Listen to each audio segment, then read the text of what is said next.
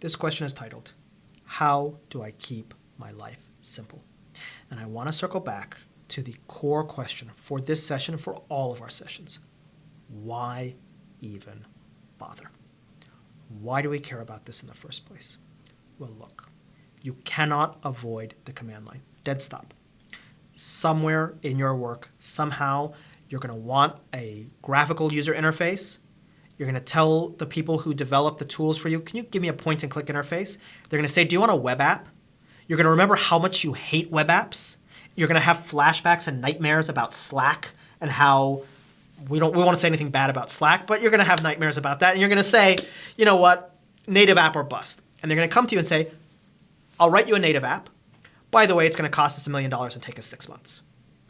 And you'll say, any other options? And they'll say, well, I can write you a command line program. And you'll say, oh, that'll be $500,000 in 3 months. And they'll say, no, it'll be about 15 minutes, maybe an afternoon, and it'll cost you maybe $200. And you have your options between graphical user interfaces, which are fantastic, but enormously expensive and difficult and tricky to write, and are not particularly compositional and constantly require people to be maintaining them to add features, or simple command line tools that you can put together in an afternoon at very low cost that are highly compositional. The shell is the longest lasting, most compositional environment that you will ever use. It is the environment where people can build really small tools and connect them to other tools and connect them to other tools and build complex systems, unlike a GUI where somebody has to say, oh, I need a button for this, I need a menu for this, I need this feature, which themselves require one set of users, the people who develop the GUI or the web app, to go in and do that.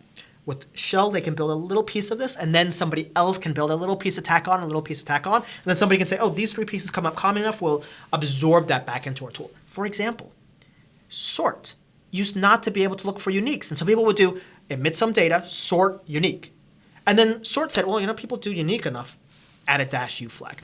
And so what you'll see for well-designed shell pipelines is they'll grow as people write their ad hoc tools on top, and then they'll shrink as people absorb those in the relevant pieces.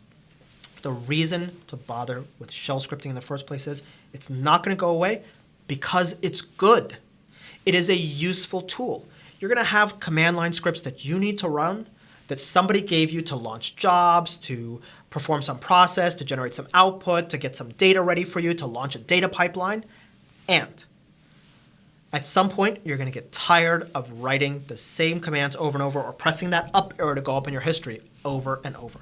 And when you do that, you're going to say, how can I make my life slightly easier at running commands? And the answer is, as long as you don't need compound data types or custom data types, as long as you don't need to manage complex interrelations between the data flow. But if you need to run lots of processes and seamlessly run them in the background and connect them in simple ways to each other, a shell script will get you there, and it'll get you there fast.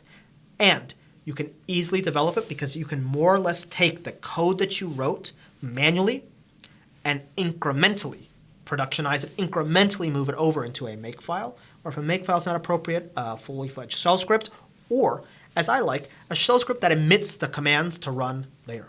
And you can have what I believe the ideal is. Because you know what? I'll tell you a secret about me. I'm actually a programmer. Don't tell anybody.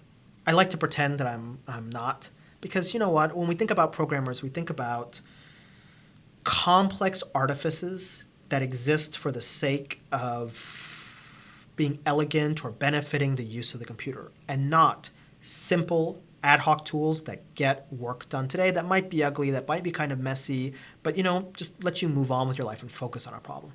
I'm actually kind of a programmer. But I'm one of those programmers who really likes tools if they accomplish a job, not if they are well-coded or if they're beautiful.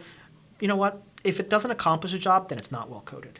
If there's an error case that it doesn't handle, then I'll deal with that error case. But largely, I view all of my programming work subordinated to an end process. And because you cannot predefine processes in any human workflow or any human system, because there's always a need to do something custom, to go a little bit off system, to do one little tiny change here, I am extraordinarily skeptical of gigantic systems that just grind away at our humanity, that grind away without any ability for a human to intervene and say, no, let's do this here. And I love the shell because the shell is an embodiment of what programming is supposed to be. Tools that augment human intuition, human intelligence, human effort, that affirm human dignity, and just take the tedious parts of our lives and automate them. This is why shell scripting, despite involving all of these things that you have to learn and all of these different pieces and a little bit of history and a little bit of messiness and a little bit of clumsiness, is something that itself will improve your life. And the way I think you keep your life simple is use shell scripting where appropriate. Use it to make your life a little bit easier. Don't sweat the details. Make your shell scripts as complex as they have to be to solve the problem in front of you. If you need to make them more complex, there may be an immediate use case. You can say, oh, you know what, I need to handle this use case, and you can deal with it as it comes up. But this is how I keep my life simple. And I have thousands of shell scripts that I've written for all sorts of tasks. And you might say, oh, that's so messy. That's so much work. But do you know how much, I'm not a very good typist. I'm a very clumsy typist. I'm a bad speller. Do you know how many mistakes and how much time that's saved me in my life? A lot. And fundamentally, it's allowed me to do work in a human augmented fashion.